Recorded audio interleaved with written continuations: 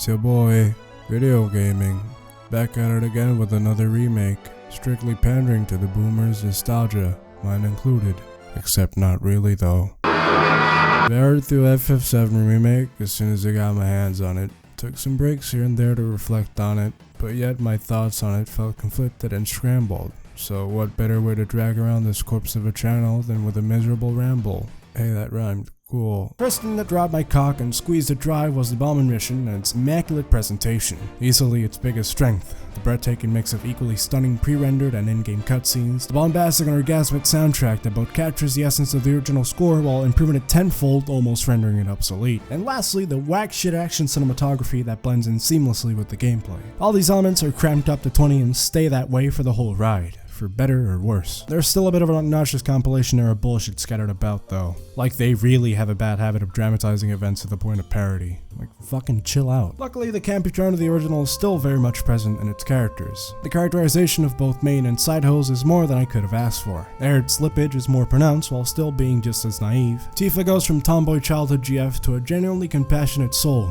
demoed by how she cares about the slum and its people, always willing to help out. You get to see Barrett carry his team proper, as well as his adorable relationship with his cuckold daughter. Building him up is more than just a raging giganega. Cloud is still a brooding twink, so much so that it's a point that's constantly made fun of throughout the game, like the fact that he can't flirt with a chick to save his own life. But that ain't stopping him from being a total thought magnet, with Ultra Instinct horny on main Jessie being such a case. Easily my new favorite bitch. Cool Dude Biggs and Walking Fat Joke Wedge were equally as charming, but I feel like they did my man dirty by killing him off screen. Twice. And who can forget about Don Cornell, now with 200% more sleaze. You got a mouth on you! I'm gonna enjoy breaking it in. Even the new characters are pretty cool, like Roach, the living, breathing DMC bike cutscene, Marl, the sassy old landlady and also Chrono Trigger reference, or the sex trafficking trio of Gay Cole, Arthur Morgan, and Miss Handjob. Like you can tell they had a blast creating and developing these characters to be fun and memorable despite their one dimension. I mean, for fuck's sake, they took a background NPC barely anybody remembered and made him into a clumsy dude bro who keeps getting into wacky hijinks you gotta pull him out of. Not you if you can go fuck yourself though.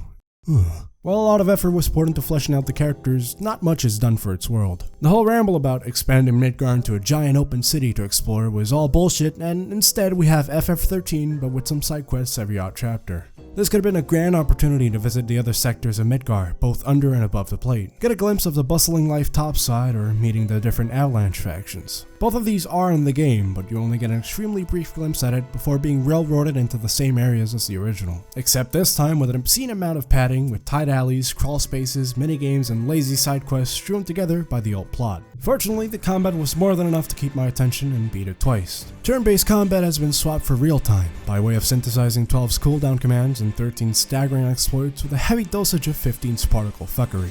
The materia management remains untouched, so you can still set up your party members to function in any way you like. Cloud and Tifa deal damage up close, while Barrett deals slightly less from a range with his rapid fire and charge shots. Aerith is still the support class and remains the worst party member in the entire game. A thorn in my side made more painful by the fact that the game's chapters lock you in with certain characters for several hours. Shoutouts to Hojo's lab, where your hand is forced into swapping out the characters every 10 minutes or so, making you go through the menu and swap out your individual materia and equipment several times. However, you can just opt into a Norn, seeing as how piss easy normal mode is, because your second playthrough on hard mode is where the system really gets to shine. You lose all access to items and you can't restore your magic, meaning that you have to set up your materia carefully and use your magic sparingly. In a lot of ways, it emulates OG's late game, where you have to rely heavily on linked and stat boost materia just to survive. Going through the boss rush and having my balls crushed until I built the perfect setup to beat it was very cool. Good on you, Square. It only took you 14 years to have a mainline with decent combat. What the fuck? Design-wise, everything outside of combat is pretty formulaic.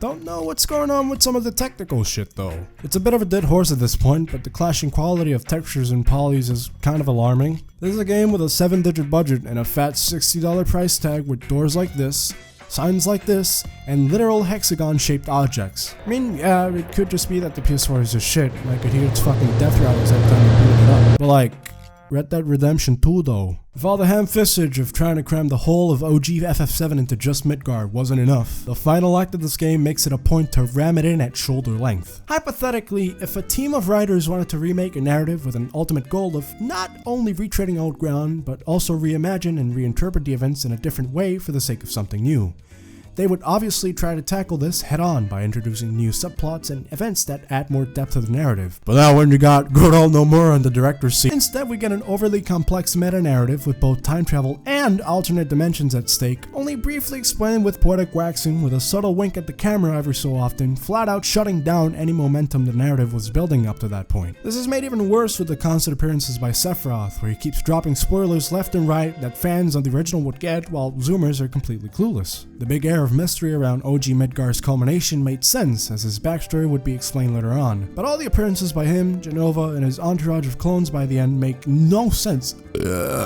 And not once does the party even question it. They just keep moving along like it's everyday shit. Shit's awkward and unnecessary, and it takes time away from the action. We could have had a real ass confrontation with Shinra and Co, where they go all out attacking us and cause us to flee. But instead we have a Kingdom Hearts final boss materialize out of nowhere and an Advent Children style fight with Sephiroth that literally uses clips from the film that spoil the entire fucking game. Just whoa. The shift in direction during this part almost left a bad taste in my mouth. But hey, that Sephiroth boss music, just like, you can't really tell if the game's meant for Zoomers or Boomers at any given point because of the shit addition. Like, it's a sentiment I've had for the whole ride, really. At times, this game was a breathtaking menage of action and spectacle, and at others, points of cringe-worthy slog. A technical marvel with horrendous graphics, a trip down memory lane that looked nothing like the original, and a story with god-tier writing with a poorly handled narrative. I don't know if I was ripped off or got my money's worth. I platted it regardless after putting a good 80 hours into it. However, if this is the format the new remakes are going to follow, excessive padding, clumsy narrative, boring mission structure, and wider hallways, then it might be worth a pirate when all the episodes are out for my grandkicks to enjoy 70 years from now.